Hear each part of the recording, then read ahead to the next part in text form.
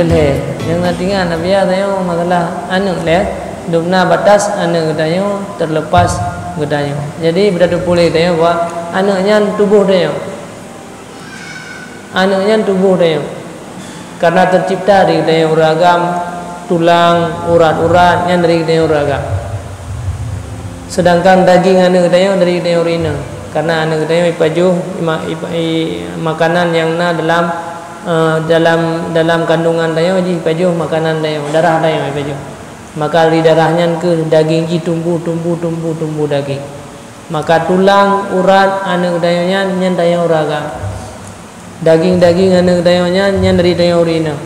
Maka anak nyo ke nyo adalah anak nyo tubuh tayo ragam dari rina.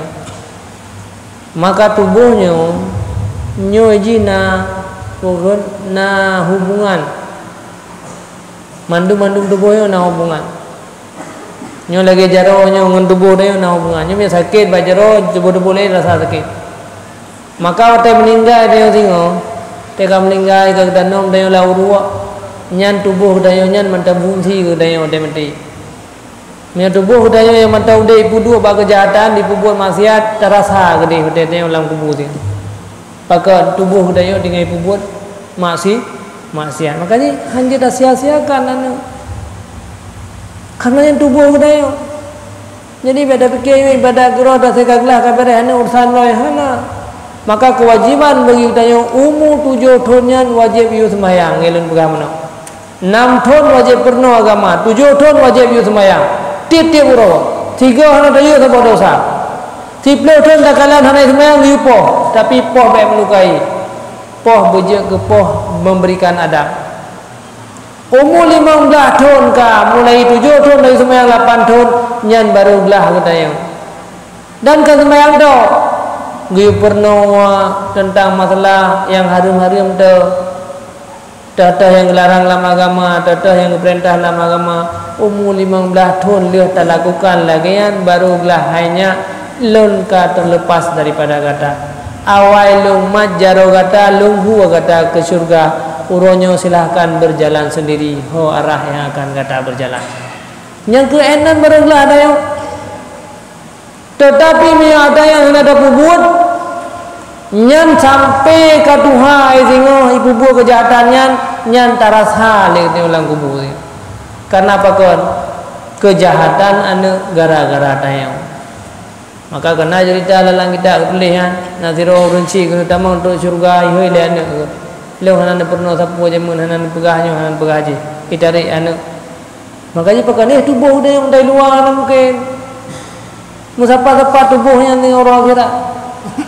Jadi yang enan batas kita yang baru belah menyanyan hana dapat buat nyan mantang efek kepada kita kejahatan yang ibu buat lian kita mantang efek kita yang kami meninggal pakon karena jahat gara-gara tayo hana ta buat yang diperintahkan maka berhati-hati adanya makanya nu agama dari phone kan kagi minta wanita yang salihah supaya keturunan tayo tinggal good phone kan menikah dengan dia tungkaul maradu ini 5 liha wajah maliha tetap pilih yang mengagama nyan phone kan kemudian pada kalahiannya ada giwazan lah hukum giwazannya mengajikan yang soleh mengai dengar kalam Allah mengai dengar syahadah yang pertama giwazan belah hunun giyukamat belah wiyah nyan yang ganjurkan lihazan lam hansib silam mengazan giyu pucicap lam, giyu si kameng lam.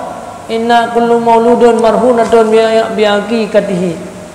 Kagiyo gika lam, kupuyo gika mengad-gad akhlak. Makanya syariat Rasulullah mandum-mandum garakan dayo untuk menciptakan anak-anak yang saleh.